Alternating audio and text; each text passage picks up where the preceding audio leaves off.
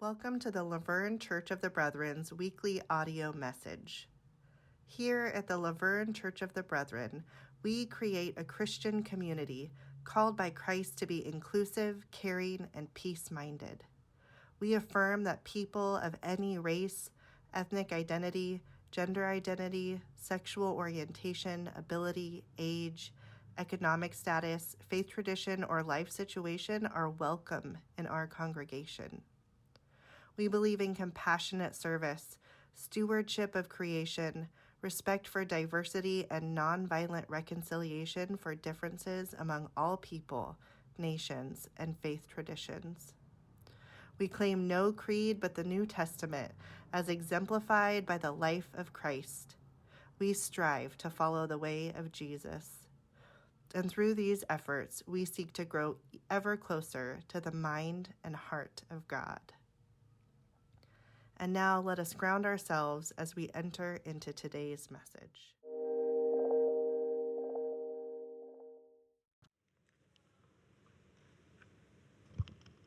One Sabbath, Jesus was teaching in one of the synagogues. There was a woman there who for 18 years had a sickness caused by a spirit. She was bent double, quite incapable of standing up straight. When Jesus saw her, he called her over and said, "Woman, you are free of your infirmity." He laid his hands on her, and immediately she stood up straight and began thanking God. The head of the synagogue, indignant that Jesus had healed on the Sabbath, said to the congregation, "There are 6 days for working. Come on those days to be healed, not on the Sabbath." Jesus said in reply, "You hypocrites, which of you doesn't let your ox or your donkey out of the stall on the Sabbath to water it? This daughter of Sarah and Abraham has been in the bondage of Satan for 18 years. Shouldn't she have been released from her shackles on the Sabbath?" At these words, Jesus' opponents were humiliated. Meanwhile, everyone else rejoiced at the marvels Jesus was accomplishing.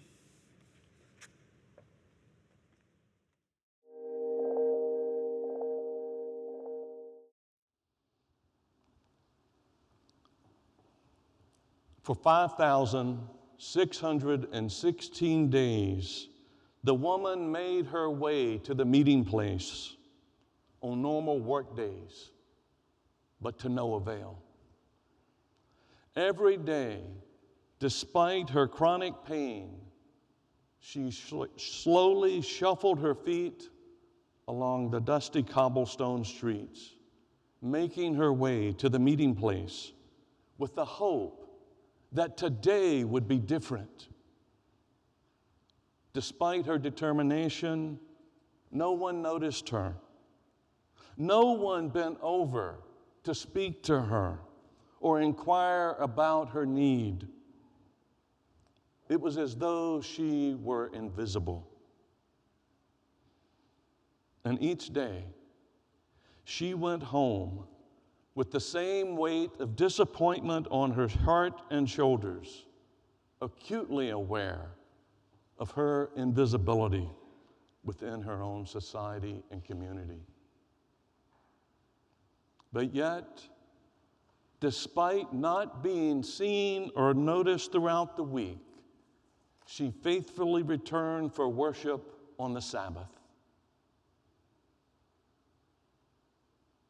I don't know if I would have that much resilience or the courage or the faith to do as she did. Being overlooked physically, emotionally, and spiritually day in and day out would break my spirit. No one desires to go through life unseen. No one chooses to be invisible. The woman in Luke's gospel knows too well what it feels like to be overlooked. I mean, her chronic condition was seen as divine judgment against her, and it contributed to her being excluded within the faith community and being overlooked at the hands of her spiritual leaders. And being a woman also left her standing stooped over and alone at the entrance of the sanctuary. Luke gives us no indication that her presence was loud or obnoxious.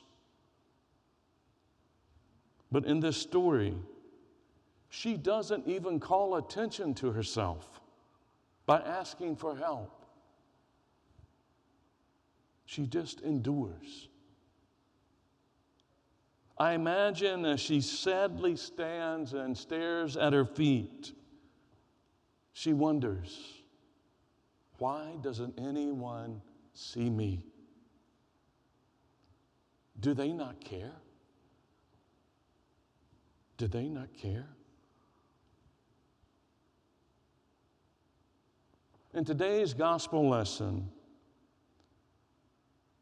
we learn that Jesus sees people differently. Jesus sees details that others can't see or choose not to see. As Jesus is teaching, he notices something perhaps in the peripheral vision, or maybe something moving directly in front of him, and it causes him to stop mid-sentence. And he looks up, and sure enough, he sees the woman bent over, standing at the entrance of the sanctuary. She's at the periphery of the community. And seeing her, Jesus calls her to come over, to get closer. In hearing his voice, I can imagine her craning her neck, looking in the direction of Jesus, trying to confirm that it's him, that he's speaking to her, and wants her to come closer. And she sees him motioning, come on in, come near. And as the woman shuffles her feet to step forward toward Jesus, I can hear the collective gasp throughout the sanctuary. People can't believe what they're seeing and hearing. And I imagine you could feel the uncomfortableness growing in the room as she moved closer and closer to Jesus. I mean, Jesus was breaking protocol. I mean, rabbis didn't speak to women, nor did they interact with those who were broken in body, mind, and spirit. They stayed clear of that. I mean, I too was initially taken back by Jesus' response. Not because he broke the rules, but because he didn't go to her. I mean, couldn't he see that she struggled with mobility? Why have her walk all that distance to just get to him?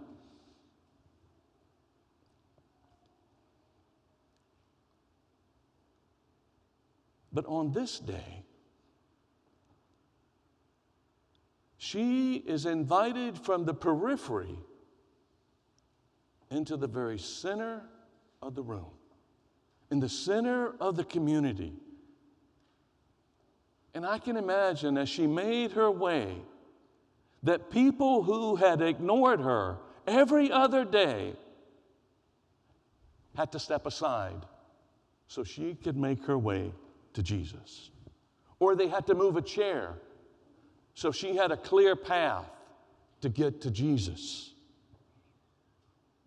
I mean, they could not help but see her this day and take notice.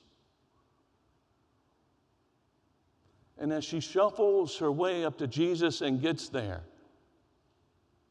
I can see in my mind's eye that Jesus kneels down to get to her level and trying to look into her eyes.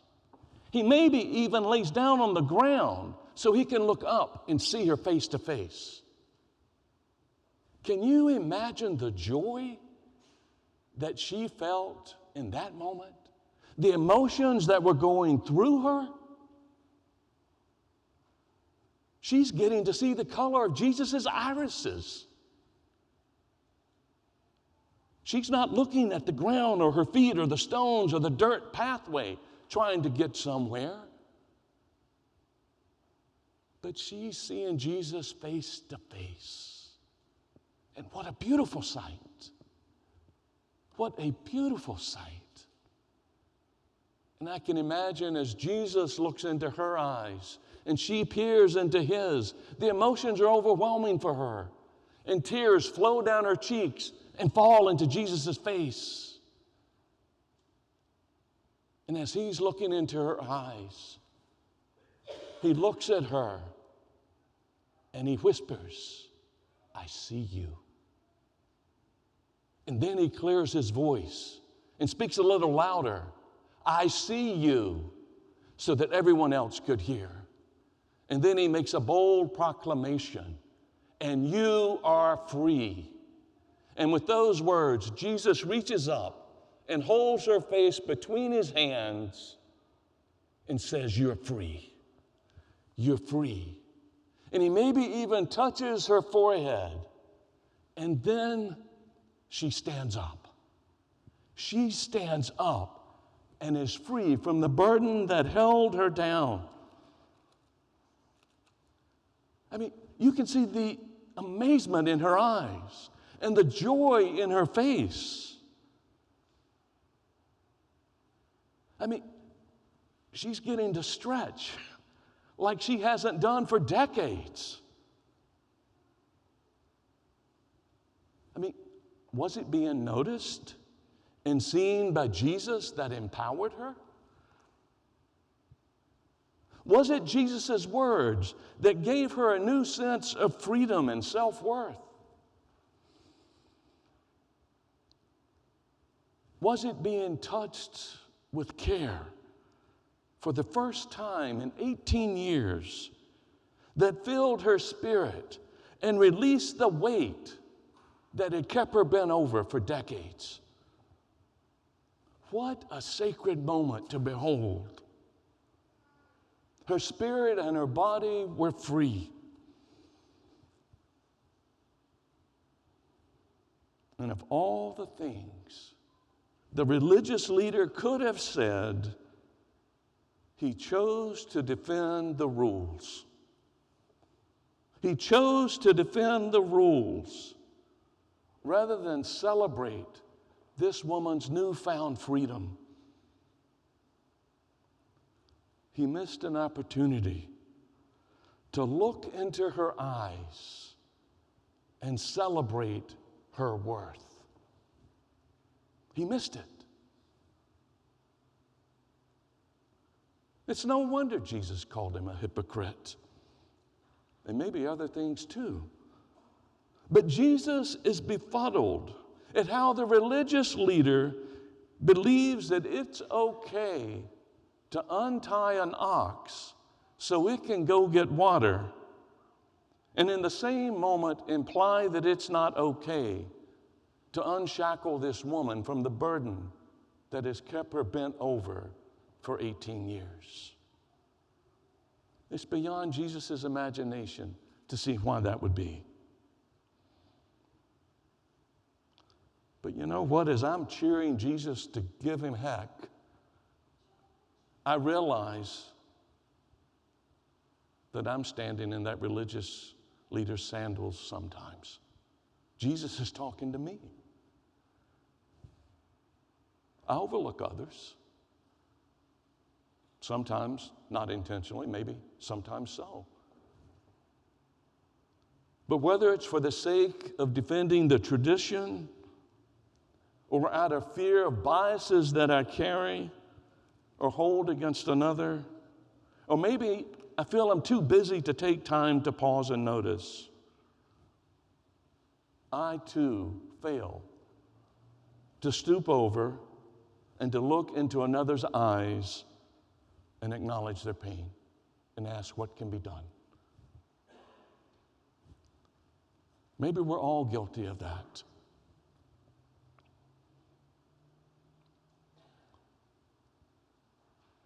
As I reflect on this encounter, it seems to me Jesus is asking the question, how can we worship freely when our neighbors are bound? Bound by hunger, by being unhoused, and being unjustly deported. How can we worship freely? In our summer sermon series, I have appreciated learning about our radical spiritual ancestors, the Anabaptists. How they, like Jesus, broke the rules to advocate for a new way of being church. And I discovered a quote by Peter Radiman that parallels Jesus' vision of ministry. Radiman believes the Church of Christ is a lantern of righteousness in which the light of grace is born and held before the whole world so that Christ's light may shine through her to others.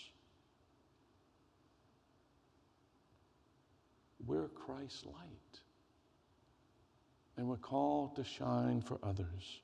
But it's a light of compassion that helps us see others, to see them more clearly.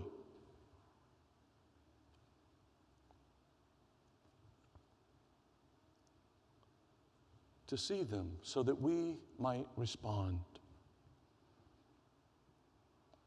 Jesus announces in word and deed that he sees and notices this woman. Jesus celebrates her humanity.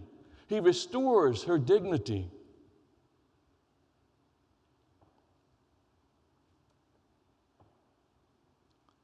Jesus' actions enable her to resume full participation in her community. You see, Jesus sees people differently.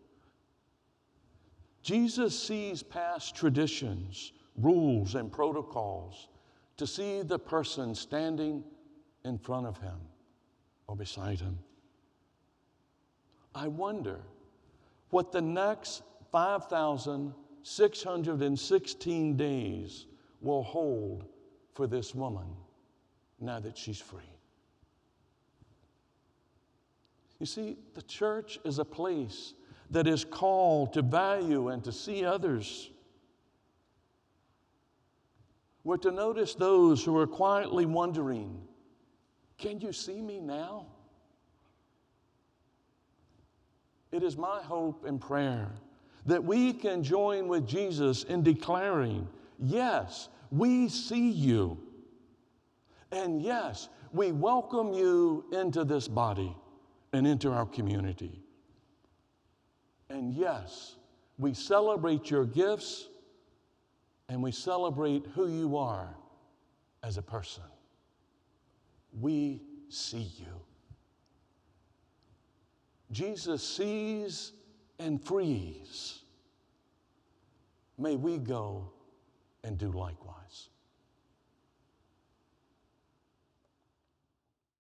We're so glad that you listened to the message today.